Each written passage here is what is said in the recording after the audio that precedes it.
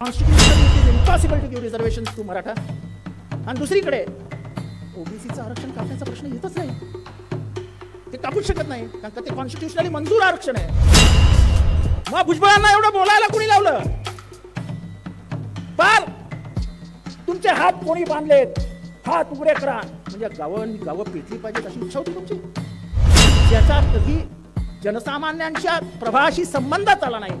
तो ओबीसी म्हणजे तो क्षुद्र आहे. अच्छा आता इथे पण खूप ओबीसी असते. किती आहेत ओबीसी? बरोबर आहे. ते स्वतःला क्षुद्र मानत नाही आता. ओबीसी आहेत. ओबीसी म्हणजे क्षुद्र. पण आम्ही क्षुद्र म्हणून घ्यायला आता आम्हाला लाज वाटते की नाही ताई? आपल्या लोकांना शूद्र नाही. आता शूद्र कसे आम्ही? आपण आहोत म्हणून बाबासाहेबांनी 340व्या कलमान्वये आपल्याला आरक्षण मिळालं पाहिजे ही स्पष्ट भूमिका काँग्रेस सरकारमध्ये घेतली होती. आणि जेव्हा नेहरूंनी ती नाकारली त्यांनी राजीनाम्यामध्ये लिहून दिलं तुम्ही माझ्या समाजाला आरक्षण दिलं, पण ज्या समाजाला खरंच आरक्षणाची गरज आहे त्याला न दिल्यामुळे मी हा राजीनामा तुमच्याकडे देतोय. त्याच्यानंतर कालेल महाराष्ट्रामध्ये गेले 6 महिने अचानक सामाजिक अस्वस्थता तयार झाली. लोकसभा आणि विधानसभेच्या निवडणुका आल्या की एकडे रामनाम सुरू होतं आणि दुसरीकडे सामाजिक अस्वस्थता सुरू होते. 2014च्या निवडणुकीच्या अगोदर साहेबांच्या घरासमोर आंदोलन झालं. धनगर समाजाचं ते वाजवत भाजपाचे सर्वात मोठे नेतेही वाजवण्यात होते. आणि आठवड्याभरात आरक्षण ते बिचारे अजूनही धनगर आरक्षण शोधतात. द्यायचं नाही कोणाला, पण इथे गुळ लावून ठेवायचा. गुळ दिसला की माणूस सगळ्या समाजाशी एवढंच करतात. मराठा समाजाला आरक्षण देऊ शकत नाही हे त्यांना माहिती होतं. Constitutionally impossible. मला डिस्टर्ब करायला येऊ नका प्लीज. आणि भाषण बंद करायचं असेल तर तिथनंच सांगा, इथे येऊ नका सांगायला.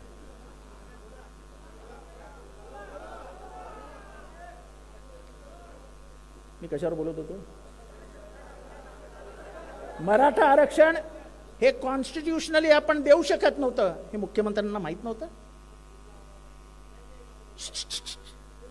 त्यांचे लीगल ॲडवायझर, आपल्या स्टेटमधला ॲडव्होकेट जनरल हे सगळे सल्ले द्यायला असतात ना मुख्यमंत्र्यांना. मुख्यमंत्र्यांना त्यांनी हा सल्ला दिला नव्हता की constitutionally it is impossible to give reservation to Maratha.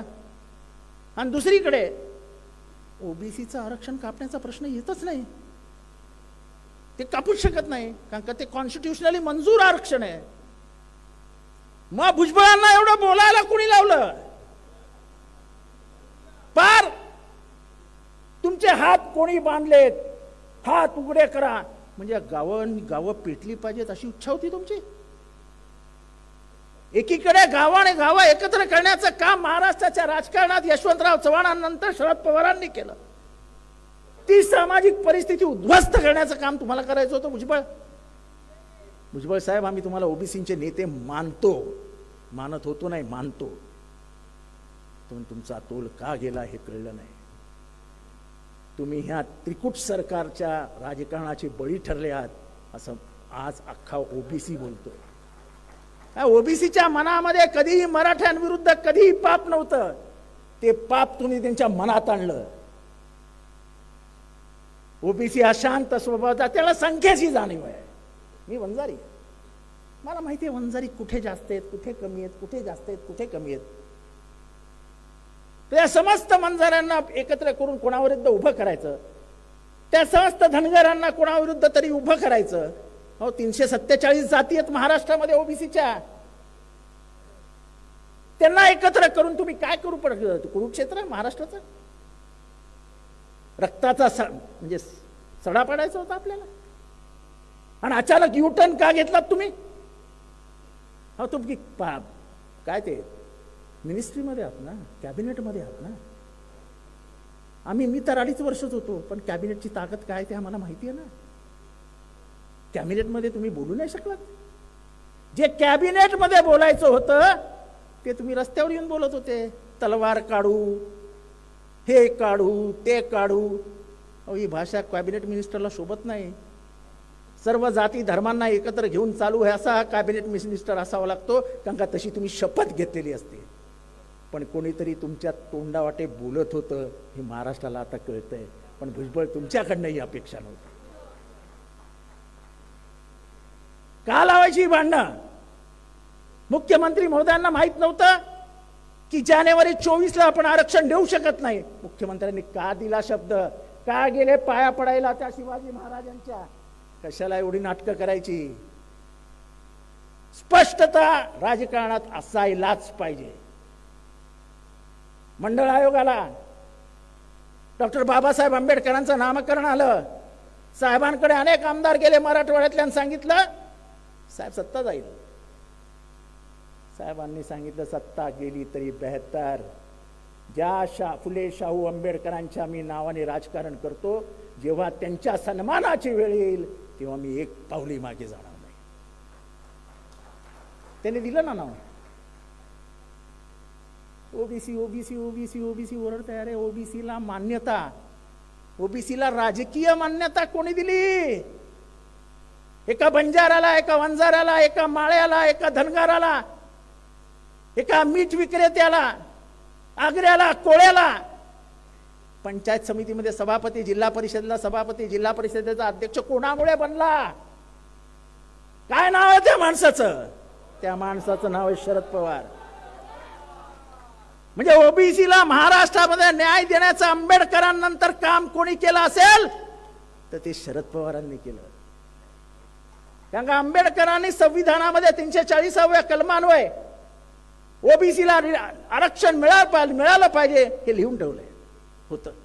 आणि त्यांचा आग्रह होता की जो सर्वात मागासलेला आहे, की ज्याचा कधी जनसामान्यांच्या प्रवाहाशी संबंधच आला नाही, तो ओबीसी आहे. म्हणजे तो क्षुद्र आहे. अच्छा, जे आता इथे पण खूप ओबीसी असतील. किती आहेत ओबीसी? हो, भरपूर आहेत. हे स्वतःला क्षुद्र मानत नाहीत. आता हे ओबीसी आहेत. ओबीसी म्हणजे क्षुद्र. पण आम्ही क्षुद्र म्हणून घ्यायला आता आम्हाला लाज वाटते की नाही ताई? आपल्या लोकांना शूद्र नाही. आता शूद्र कसे आम्ही? आपण क्षुद्र आहोत. म्हणून बाबासाहेबांनी 340व्या कलमान्वये आपल्याला आरक्षण मिळालं पाहिजे ही स्पष्ट भूमिका काँग्रेस सरकारमध्ये घेतली होती. आणि जेव्हा नेहरूंनी ती नाकारली, त्यांनी राजीनाम्यामध्ये लिहून दिलं की तुम्ही माझ्या समाजाला आरक्षण दिलं, पण ज्या समाजाला खरंच आरक्षणाची गरज आहे त्याला न दिल्यामुळे मी हा राजीनामा तुमच्याकडे देतोय. त्याच्यानंतर कालेलकर कमिशन आलं, हे कमिशन आलं, ते कमिशन आलं. आपल्या नशिबाने जनता पार्टीच्या राज्यामध्ये मंडळ कमिशन आलं. मंडळ कमिशनचा अहवाल नेमका विश्वनाथ प्रताप सिंग जेव्हा पंतप्रधान होते तेव्हा आलं. आणि विश्वनाथ प्रताप सिंग यांनी मंडळ आयोगाला मान्यता दिली. आणि त्या मंडळ आयोगाचा अंमल कुठल्या राज्याने पहिल्यांदा केला असेल तर ते राज्य महाराष्ट्र होतं आणि त्यांचे मुख्यमंत्री पवार साहेब होते. नाही, हे तर मला काही सांगायचंच आहे की भाजप जे ओबीसीची बाजू घेत असते ना, त्या मंडळ विरुद्ध कमंडलची यात्रा कोणी काढली? दिल्लीमध्ये तो कोण परवा गोस्वामी. विद्यार्थ्यांचं आंदोलन झालं, गोस्वामींनी स्वतःला पेटवून घेतलं. तो कोण होता? एबीव्हीपीचा कार्यकर्ता होता, ज्याच्यात अख्ख्या देशभर दंगली सुरू झाल्या. ओबीसीला आरक्षण मिळू नये, किंबहुना बीजेपी ही आरक्षणाच्या विरोधातच आहे, हे असं माझं स्पष्ट मत आहे. कारण का ते जातीयवादाच्या बाजूनी आहेत, ते वर्ण व्यवस्थेच्या बाजूनी आहेत. आणि म्हणूनच त्यांना हा मागचा वर्ग पुढे जाईल ही कायम मनात भीती असते. त्याच्यानंतर यात्रा निघाली. एक दिवशी बावनकुळेशी वाद घालत असताना मी त्याला विचारलं, बावनकुळेजी, तो जो कमंडळचा रथ निघाला होता त्याच्या कुठल्या चाकावर तुम्ही उभे होता? तो अरे तुम्ही बीजेपीत आहात ना, मग यात्रेत तो तुमचा सहभाग असणारच. म्हणजे ओबीसीला विरोध करणारे बावनकुळे आता आम्हाला ओबीसी समजवणार. आणि आम्ही सगळं क्षुद्र व्यवस्था भोगलेली माणसं आहोत. हा जाहीररित्या सांगतो. मी चांगल्या सोसायटीत राहायचो ठाण्यामध्ये. एका जातीचं वर्चस्व होतं त्या सोसायटीमध्ये. माझ्या आईला कधीही सत्यनारायणाच्या पूजेला बोलवायचे नाहीत, हे मी माझ्या डोळ्यांनी बघितलेलं आहे. तो झालेला वाराची जखम मिटेल कधी? जोपर्यंत इथली व्यवस्था संपत नाही, जोपर्यंत इथला जातीवाद संपत नाही, तोपर्यंत आम्ही लढत राहू, त्या शक्तीविरुद्ध लढत राहू ज्या शक्तीने याला जन्म दिलाय. मी नेहमी लोकांना सांगतो की फक्त आठवा, शिवाजी महाराजांना राज्याभिषेक लांब ठेवण्याचं काम कोणी केलं? फुल्यांना मारण्याचा कट कोणी केला? फुले दाम्पत्यावरती शेण गोटे दगड मारण्याचं काम कोणी केलं? शाहू महाराजांची हत्या करण्याचा निर्णय कोणी घेतला होता? शाहू महाराजांना सर्वात जास्त त्रास कोणी दिला? आंबेडकरांना शाळेतही बसू दिलं नाही, कोणी केलं? त्यांच्या जातीच्या लोकांना पाणी पिऊ देणार नाही, ते कोणी केलं? पण या सगळ्यांचा बाप असलेला आंबेडकर यांनी संविधानात ना तुम्हाला मला सगळ्यांना माणूस म्हणून जगण्याचा अधिकार दिला. म्हणून डॉक्टर बाबासाहेब आंबेडकर आपले अब्दुल बाप आहेत. संविधान ही काही साधी गोष्ट नाही आहे. संविधानाकडे एक पुस्तक म्हणून बघू नका. तुम्हाला माणूस म्हणून जगण्याचा अधिकार देणार आहे ती गीता आहे, ते बायबल आहे, ती कुराण आहे. ते कुठल्याही धर्म पुस्तकापेक्षा मोठं आहे. आणि ते बदलण्याचं काम हे सरकार करणार आहे, लक्षात घ्या. नवीन पार्लमेंटचं उद्घाटन झालं. कुठल्याही संविधानाच्या पुस्तकामध्ये पहिल्यांदा एक पान आहे, त्याचं नाव आहे preamble, preamble of the constitution.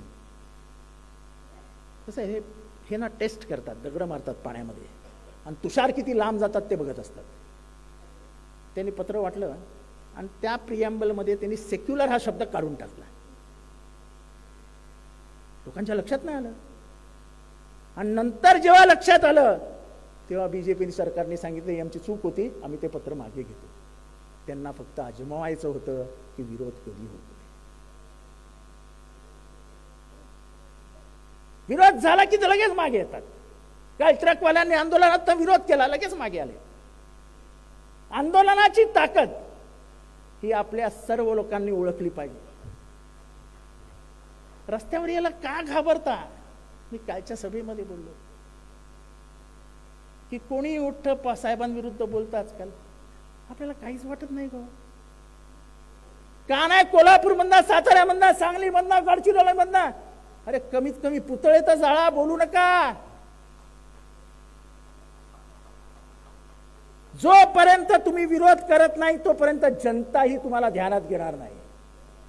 जनतेच्या मनात जायचं असेल तर मी शरद पवारांबरोबर आहे हे कृतीतनं तुम्हाला दाखवावं लागेल, शब्दातनं तुम्हाला दाखवावं लागेल. मी फक्त शरद पवारांबरोबर आहे. सभेला यायचं, सभेहून घरी जायचं आणि झोपून जायचं. तुम्हाला असा इथे राग येत नाही? तडफड तडफड होत नाही? माझी होते ना. मी बोलतो ना 5व्या मिनिटाला.